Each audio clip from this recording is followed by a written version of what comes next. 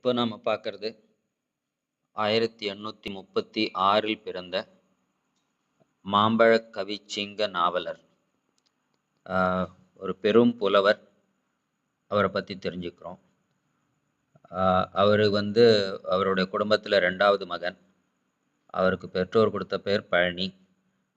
அவருடைய குடும்பத்தில் மாம்பழம்ன்ற ஒரு பட்டம் ஏற்கனவே வழங்கப்பட்டிருந்ததுனால இவருடைய அண்ணன் தம்பி 2 பேருமே மாம்பழம் அப்படின்னு கூப்பிட ஆரம்பிக்கப்பட்டார்கள்.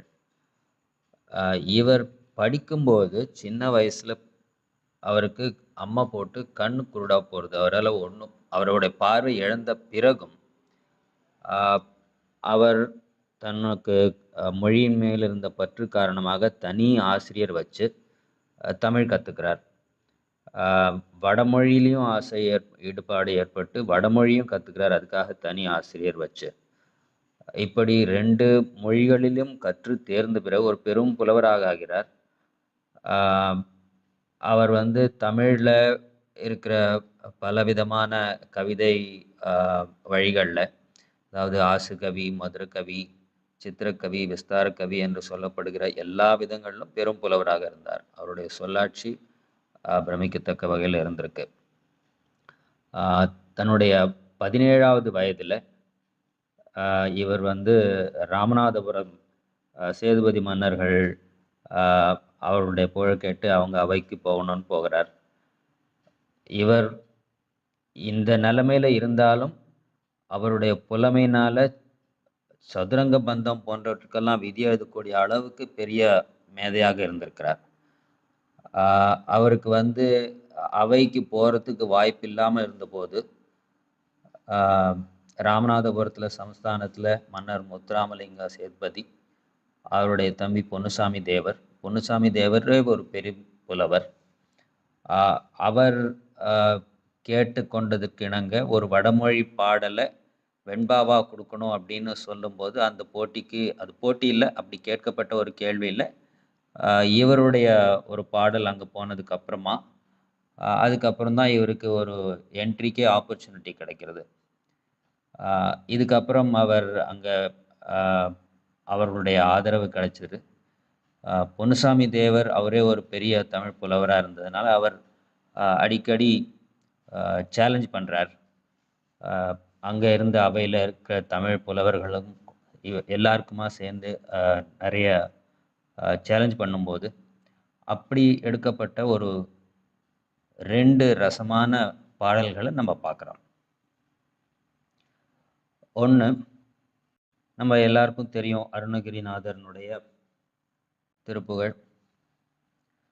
முத்தை தருபத்தி திருநகை அத்திக்கிரை சத்திச்சரவண முத்திக்குரு வித்துக்குரு பெற என ஓதும். இந்த என ஓது அப்படிங்கிறதோட நிறுத்தி இதே பாடலை இதை வெண்பாவா மாற்றணும். வெண்பாவா யார் பாடி காமிக்க முடியும்னு பொன்னுசாமி தேவர் ஒரு சேலஞ்ச் பண்ணுறார். இதுக்கு ஒரு டைம் எடுத்துக்காம, ப்ராப்ளி நான் பேசுகிறதுக்கு தான் நிறைய டைம் எடுத்துக்கிறேன் போல இருக்கு. இதுக்கு ஒரு டைமே எடுத்துக்காமல் இன்ஸ்டண்ட்டாக இவர் சொல்கிறார். அதில் ஒன்றும் அவ்வளோ பெரிய விஷயம் கஷ்டம் இல்லையே. வெண்பான்னா தெரியும், நம்மளுக்கு 3 அடியில் 4 சீர் இருக்கும், 4வது அடியில் 3 சீர் இருக்கும். இந்த மாதிரி மாற்றிக்கிறார். இப்போ நம்ம பார்க்குறது போல் மாற்றிக்கிறார். அதற்கு பிறகு இந்த வரியை முதல்ல ஆட் பண்ணுறார். வரமுதவி காக்கும் மனமே வெண்சோதி பரவிய முத்தை தருபத்தி திருநகை அத்திக்கிரை சத்திச்சரவண முத்திக்குரு வித்துக்குரு பரன் என ஓது. இன்ஸ்டண்ட்டாக இப்படி ஒரு வேறு அமைப்பில் இருக்கிற ஒரு பாடலை அதில் ஏற்கனவே 3 அடிகள் கொடுக்கப்பட்டிருந்ததுனால அதனால் ஒரு வரி முன்னாடி சேர்த்து அதை வெண்பாவாக மாற்றி உடனே பொருளோடு சேர்த்து அப்படி கொடுக்கறதுக்குன்றது அவருடைய புலமை, அந்த பிரில்லியன்ஸ். 2வது, இது ரொம்ப கடினமான ஒரு விஷயமா இருக்குது. பொன்னுசாமி தேவர் ஒரு சேலஞ்ச் கொடுக்குறார். அதாவது உயிர்மெய் எழுத்துக்களில் அகர வரிசை மட்டும், அதாவது கானா கக்கா கிக்கி அப்படிலாம் கிடையாது, கானா கா மட்டும். ஸோ காங்கா சாங்கால 18 எழுத்துக்கள். அப்புறம் உயிர் எழுத்துக்கள்லேருந்து ஆ. ஸோ 18 + 1 இந்த 19 எழுத்துக்கள் மட்டுமே. இந்த 19 எழுத்துக்கள்லையும் மெல்லினம் கிடையாது. ஸோ ஞ நமன கிடையாது. அப்போது 19ல் 6 போச்சுன்னா 13.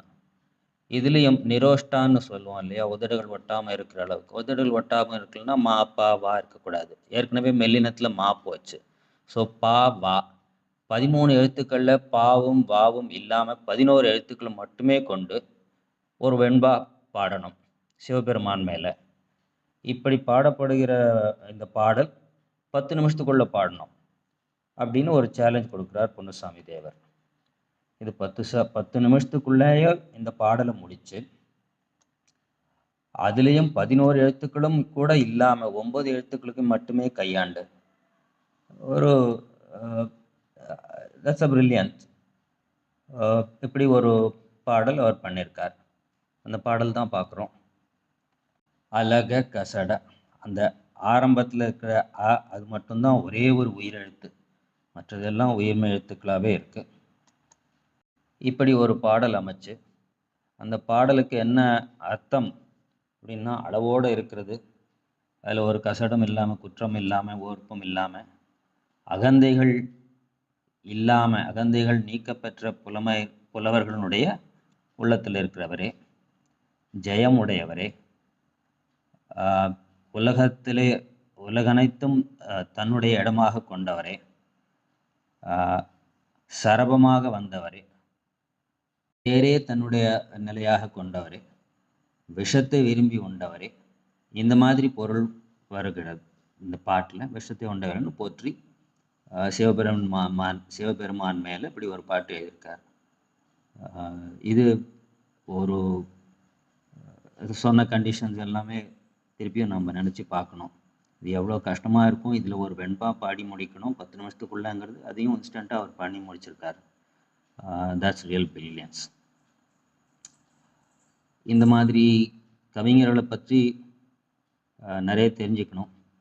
இதெல்லாம் டெக்ஸ்ட் புக்கில் இருக்கணும். ஃபார் வாட் எவர் ரீசன் இதெல்லாம் நான் படித்தது இல்லை. இப்போ தான் நான் புதுசாக கற்றுக்கிறேன். So I am just sharing. நம்ம கற்றுக்கொண்ட விஷயங்கள் வேறு என்னமோ இருந்தாலும், இந்த மாதிரியான தெரிந்து கொள்ள வேண்டிய